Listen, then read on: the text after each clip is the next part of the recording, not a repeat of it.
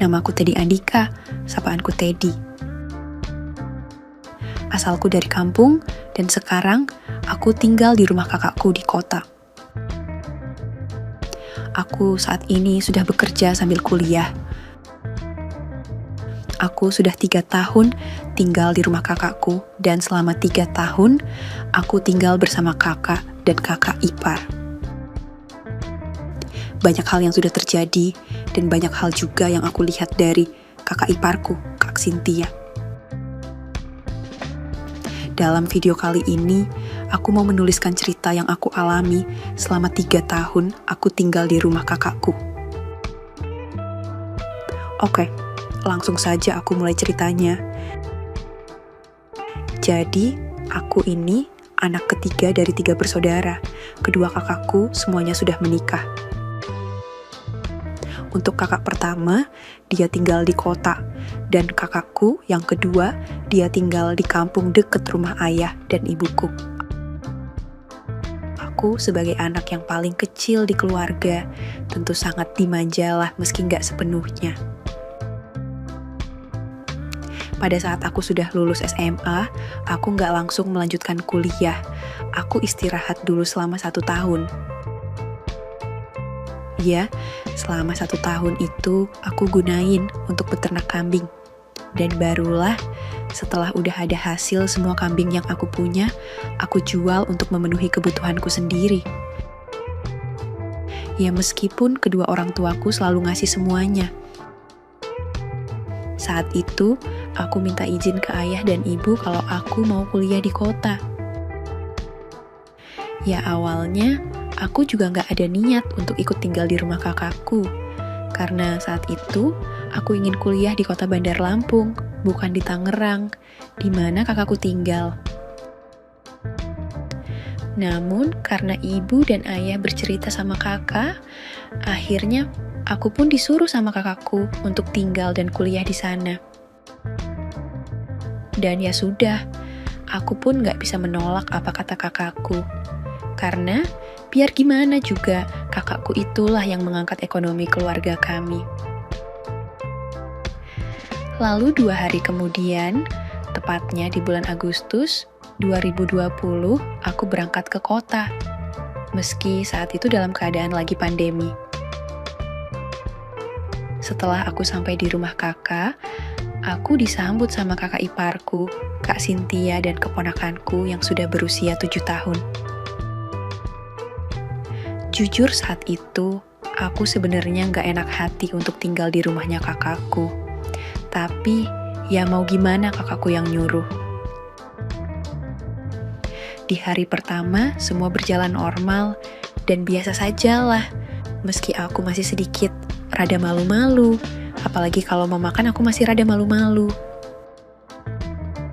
Dan barulah setelah 2 minggu aku tinggal di rumah kakakku, aku mulai gak canggung lagi dengan Kak Cynthia. Nah saat itu emang keadaan lagi pandemi, jadi ya aku belum bisa mendaftar kuliah. Aku masih menghabiskan hari-hariku di rumah aja bersama Kak Cynthia dan keponakanku. Singkat cerita, setelah masa pandemi mulai usai dan sekolah-sekolah sudah mulai melakukan kegiatan belajar kembali. Dan ya aku sudah bisa daftar kuliah kan. Lalu aku pun masuk di salah satu universitas yang gak jauh dari sekitaran tempat tinggal kakakku, supaya gak terlalu jauh juga. Setelah aku sudah mulai aktif kuliahnya, aku berangkatnya bareng sama keponakanku. Nah, awalnya sih, semua masih berjalan biasa saja lah, gak ada yang gimana-gimana. Tapi pada suatu hari, tepatnya di hari Kamis, saat itu aku berangkat kuliah seperti biasa. Namun, karena saat itu ada sesuatu hal yang ada di kampus, akhirnya aku bisa pulang lebih awal dari jam biasanya. Saat itu, aku sekitar jam 09.21, aku udah sampai di gerbang perumahan. Lalu, aku jalan kaki pulang menuju ke blok A rumah kakakku. Pas Pas aku sampai di depan rumah, di situ aku melihat ada 2 pasang sandal yang ada di depan pintu. Sedangkan waktu itu, kakakku lagi kerja di luar kota 3 hari dan baru berangkat hari Rabu. Karena penasaran aku pun masuk lewat pintu yang ada di garasi. Belum saja aku buka pintu, aku di situ udah mendengar suara Kak Cynthia dengan nada yang seperti itu. Lalu, aku urungkan niatku untuk membuka pintu. Aku lihat dulu dari jendela samping, dan saat itu aku dibuat kaget setelah aku melihat Kak Cynthia lagi membantu 2 bapak-bapak ojek online. Dengan sedikit panik dan gemetar tanganku, aku pun ambil handphoneku, lalu aku ambil gambar dulu. Setelah itu, aku pun buka pintu dengan sedikit keras. Sontak Kak Cynthia dan kedua driver ojol itu kaget setelah mendengar suara pintu terbuka dengan keras. Lalu aku pun berkata, "Kak, apa ini maksudnya, Kak?" Lalu Kak Cynthia menjawab sambil benah-benah, "Kamu sudah pulang, tunggu dulu kakak bisa kasih kamu penjelasan kok," ujarnya Kak Cynthia. "Bapak ini ya kenapa masih di sini? Sana pergi pak, keluar," ujarku. Dan abis itu, kedua driver ojol itu pun pergi. Lalu aku duduk di sofa dan berkata, "Kak, kenapa kakak seperti ini? Apa nggak kasihan sama kakakku?" Aku bilang gitu kan. Terus dijawab, "Iya kakak tahu salah deh. Tapi kakak lakuin itu ya semuanya karena kakak juga butuh dan kamu belum mengerti deh," ujar Kak Cynthia. Terus aku jawab, "Aku bukan anak-anak loh kak. Aku paham dan ngerti banget. Tapi seenggaknya nggak seperti ini yang kakak lakuin saat kakakku sedang berusaha berjuang mencari nafkah di luar sana," ujarku. Terus Kak Cynthia jawab, Iya kakak, tahu itu deh. Dan kalau apa yang kamu lihat barusan kamu bilangin ke kakak kamu, apa kamu mau kakakmu pisahan dan ponakanmu masih kecil?" ujar Kak Cynthia. Aku saat itu ya langsung berpikir ke sana sih. Terus aku bertanya ke Kak Cynthia, "Apa kakak bisa menjamin kalau aku nggak bilang ke kakakku, Kak Cynthia bakal nggak seperti itu lagi?" tanyaku. "Iya kakak, janji dek sama kamu, kakak nggak lagi seperti itu lagi," jawabnya. Terus abis itu aku pun berkata, "Ya udah kalau gitu kak, aku mau ke kamar, itu kak ditutup dulu," ujarku sambil jalan menuju ke kamarku. Dan pas udah di kamar, aku masih nggak nyangka aja sama yang barusan kulihat. Padahal Kak Cynthia cantik, putih, tinggi, dan bagus badannya. Tapi kok ya dengan semudah itu Kak Cynthia bagi-bagi kue ke orang lain. Sambil terus mikir, aku lalu ganti baju, dan abis itu aku duduk sambil main game. Gak lama Kak Cynthia masuk ke kamarku, lalu dia berkata, "Kamu janji kan sama kakak?" tanyanya Kak Cynthia. Lalu ku jawab, "Janji apa kak emangnya?" Terus dijawab, "Ya janji kalau kamu bakal rahasiain yang tadi kamu lihat itu." Terus sambil fokus bermain game online di handphoneku, aku jawab, "Gak tahu kak, susah buatku kak untuk mengatakan janji sama kakak." Kemudian Kak Cynthia berkata, "Dek, tapi kakak sudah janji sama kamu. Kalau kakak nggak ngulangin hal itu lagi, Dek. Masa kamu nggak mau janji sama kakak, Dek?" Lalu aku pun noleh ke Kak Cynthia. "Kak, lebih baik kakak janji sama diri kakak sendiri aja. Karena kakak kan sudah janji saat akad nikah, Kak. Tapi apa? Kakak masih kan lakuin hal semacam itu?" jawabku. Terus Kak Cynthia pun berkata, Iya sih, kakak tahu kakak salah. Tapi beneran ya dek, kamu simpen baik-baik yang tadi kamu lihat, ujarnya Kak Cynthia. Dan aku jawab, iya kak.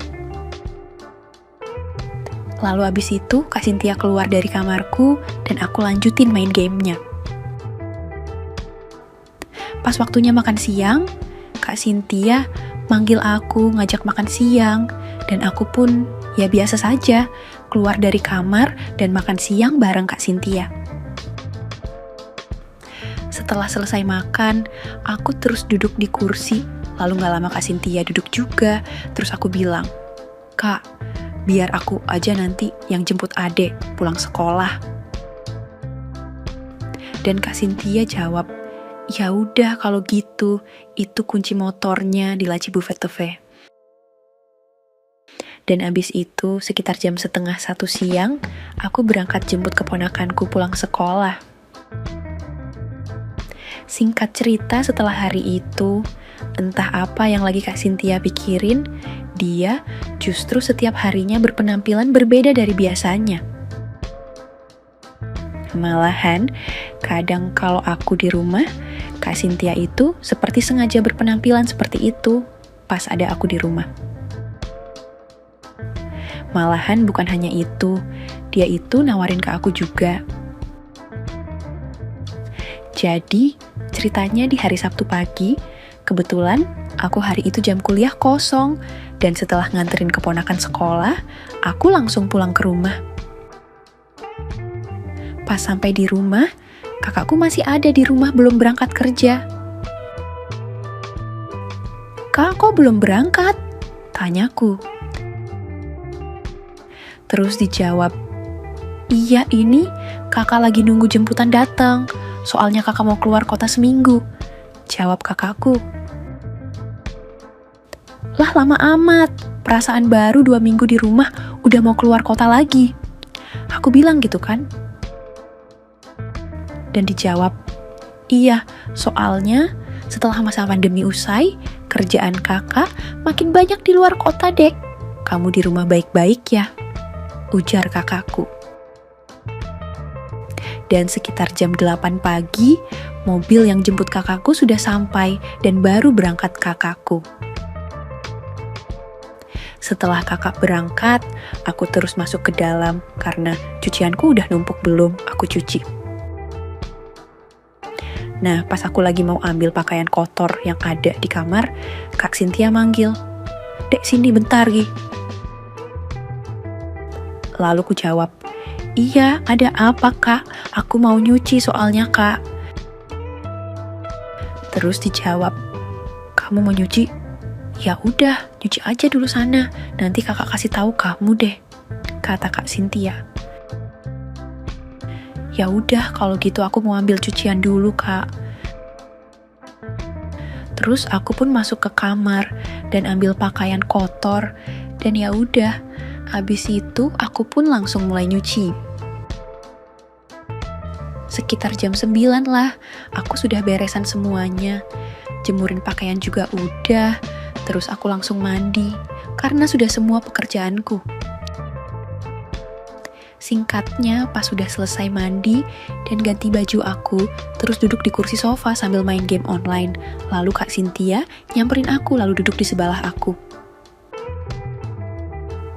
Dek, nggak lagi sibuk kan dek? Tanya Kak Cynthia. Enggak kok kak, gak lagi sibuk. Kenapa emangnya kak? Dan kakak iparku, Kak Cynthia jawab, temenin kakak olahraga, mau kan? Nah, aku terus letakin HP di meja dan aku melihat ke arah Kak Cynthia. Olahraga kak, tapi kok kayak gini penampilan kakak? Aku bilang gitu kan. Lah emang ada apa dengan penampilan kakak dek? Terus aku pun bilang, ya enggak loh kak, perasaan kakak itu semakin hari penampilannya makin beda deh, enggak seperti biasanya. Dan Kak Cynthia jawab, kenapa dek? Kamu suka kan dengan penampilan kakak? Jawabnya, bukan Tapi, apa kakak nggak malu ada adik ipar di sini? Tanyaku. Dan Kak Cynthia berkata, lah ngapain malu dek, orang waktu itu kamu sudah lihat semuanya kan? Terus aku jawab, ya emang itu bener sih, tapi buat apa Kak Cynthia kayak gini? Terus Kak Cynthia berkata, kakak mau nyuruh kamu dek, buat bantuin kakak butuh dek, ujarnya. Lah nyuruh apa kak emangnya? Tanyaku. Ya aku saat itu, ya udah enggak sih tapi aku bilang gitu. Lalu Kak Cynthia menjawab, dek bantuin kakak sih, kan kakak udah janji nggak, seperti kayak waktu itu sama orang. Jadi kakak kalau minta tolong sama kamu, adek ipar kakak sendiri, kan nggak apa-apa kan? Ujar Kak Cynthia. Lalu aku pun jawab, lah kok malah aku yang disuruh sih kak? Nggak mau lah kak, biar gimana juga itu hak kakakku. Lalu dijawab, nggak apa-apa deh, lagian kamu kan udah tahu semuanya dek, bantuin ya. Dan aku masih kekeh nggak mau waktu itu. Lalu aku ambil handphoneku yang ada di atas meja. Enggak lah kak, maaf aku kalau untuk itu nggak bisa bantu, jawabku. Terus aku pergi ke kamar terus main game. Namun setengah jam kemudian, pas aku lagi main game, aku dengar suara Kak Cynthia kayak waktu itu lagi. Nah, aku langsung keluar dari kamar. Ya awalnya aku pikir Kak Cynthia minta tolong tetangga kan. Namun pas aku keluar dari kamar, aku melihat Kak Cynthia lagi bekerja kreatif mandiri.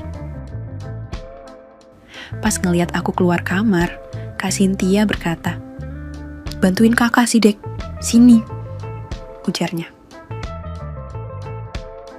Dan aku ya, saat itu masih berdiri di depan pintu kamarku sambil terpaku melihat ujung pertigaan jalan yang sangat bersih. Entah apa yang ada di pikiranku saat itu, sampai aku tanpa berpikir lagi, aku langsung berjalan ke arah Kak Cynthia dan berkata, aku mau kak, bantuin kakak. Dan setelah selesai ngomong, aku langsung menuju ke ujung pertigaan jalan. Lalu Kak Cynthia jawab, nah gitu dong dek, bagus dek, kakak seneng kalau kamu mau bantuin kakak. Dan abis itu, pas sahabatku mau ke pertigaan jalan, Kak Cynthia bilang, jangan dulu dek, jangan ke pertigaan dulu dek sahabatmu. Kenapa kak? Udah kamu diem saja, ntar kamu juga ngerti kok, kata Kak Cynthia, dan aku hanya iyain saja. Setelah itu, Kak Cynthia bilang, ya udah deh, sahabatmu sekarang boleh lewat pertigaan jalan ini deh. Dan aku terus jawab, kak sahabatku baru kali ini lewat jalan seperti ini kak. Terus Kak Cynthia jawab, iya nggak apa-apa, nanti kakak kasih tahu kok dek. Dan waktu itu, sekitar jam 11 siang itu, karena aku mau jemput keponakan pulang sekolah, aku bilang ke Kak Cynthia, ya udah, aku lanjut nanti ya kak, aku mau jemput adek pulang sekolah dulu. Terus dijawab sama Kak Cynthia, ya udah, biar sahabatmu sampai dulu, baru kamu nanti jemput adik pulang sekolah. Dan setelah sahabatku sampai, aku kemudian langsung bergegas untuk jemput keponakan pulang dari sekolah. Karena kalau hari Sabtu, jam 11.30 sudah pulang. Singkat cerita, setelah pulang dari jemput adik, pulang sekolah, aku terus mandi. Dan abis itu, makan siang bareng Kak Cynthia dan ponakan. Sore harinya, pas Kak Cynthia lagi masak di dapur, aku bilang, kak maaf ya, tadi aku gak sempat angkat kak. Dan sambil masak, Kak Cynthia jawab, iya gak apa-apa kok dek, Ya udah, nanti aja ya. Kalau kakak sudah selesai masak, kamu lanjutin. Dan aku jawab, iya kak. Dan semenjak saat itu, setiap kali aku baru pulang kuliah, aku selalu yang minta bantuan duluan malah. Padahal sebelumnya aku nggak mau. Namun setelah mengetahui seperti apa, gurihnya jadi ingin nambah lagi dan masih sampai sekarang ini. Meski aku sekarang setiap pulang kuliah, aku nggak langsung pulang ke rumah. Tapi aku langsung berangkat ke tempat kerjaku. Soalnya aku nggak enak kalau apa-apa harus kakakku. Jadi, aku juga bekerja part-time di salah satu rumah makan yang cukup besar. Mulai kerja dari jam 1 siang, pulang jam 7 malam.